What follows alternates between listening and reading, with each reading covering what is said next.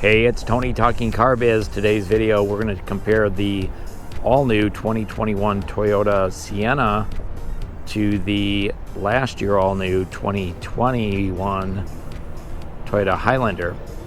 Now, both of these are the same color. I did that so that we don't get confused by some of the styling cues between the two. And they're both Blizzard Pearl, which is an extra charge color on these two. So on the left, the Highlander, you can see, before we get into the numbers of it, you can see when they came out with the new Sienna, they went with that same body line style or similar body line style up over the back wheels that you saw on the Highlander in 2020. So clearly a pattern or a trend that Toyota is going toward on these vehicles, kind of a new look style. But what do you think? Do you like the larger body lines, maybe the sportier look, quote unquote, that they're going from for the Highlander and the Venza for 2021? Now, point out a couple differences. First of all, the Sienna is definitely longer, so it's not an optical illusion. That's 204 inches versus 195 inch overall length between the two of these. So you're looking at what, about 9 inches longer on the Sienna.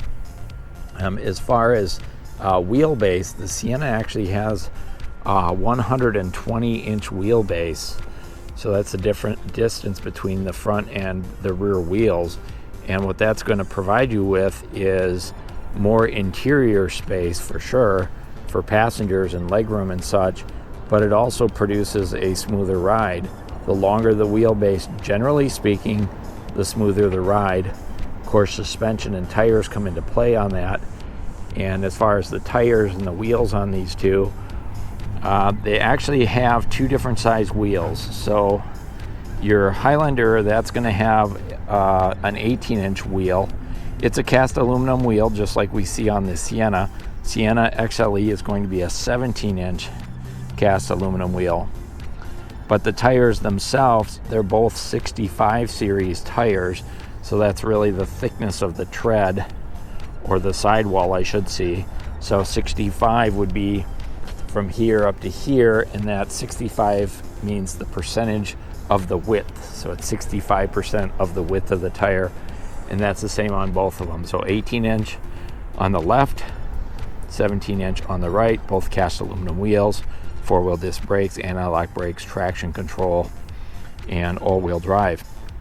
And then the other thing that's kind of different on the side between these in terms of the dimensions, the Highlander has an 8-inch clearance. So the clearance from the ground to the lowest point in the vehicle is 8 inches. On the Sienna, it's going to be 6.4. So the Sienna sits about 1.5 inches or so closer to the ground than the Highlander. And what does that mean to you? It means probably not as much off-roading in the Sienna, but in an all-wheel drive, you should be able to drive it across the city park to the shelter. Same thing here. I don't think either one of them are like master off-road vehicles, but the advantage to the higher width or higher clearance means you can go off-road a little bit deeper. The advantage to the Sienna is it's easier to get in and out of because you don't have to step up as high. And the other thing that really stands out between a Sienna and a Highlander is the Sienna has the kick doors. So if I run my foot under there, if I do it right, the door automatically opens and you get a power sliding door. And notice how large that opens up too. And you got a low lift over height. So if you're trying to get little kids in and out or seniors in and out, the Sienna is going to give you a lot more room. It's a bigger door.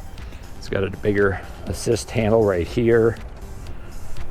And you don't have to worry about your kids flinging their doors open into your neighbor's car, because the sliding doors obviously slide. And then on the Highlander, traditional doors. But I will say that they open up nice and large.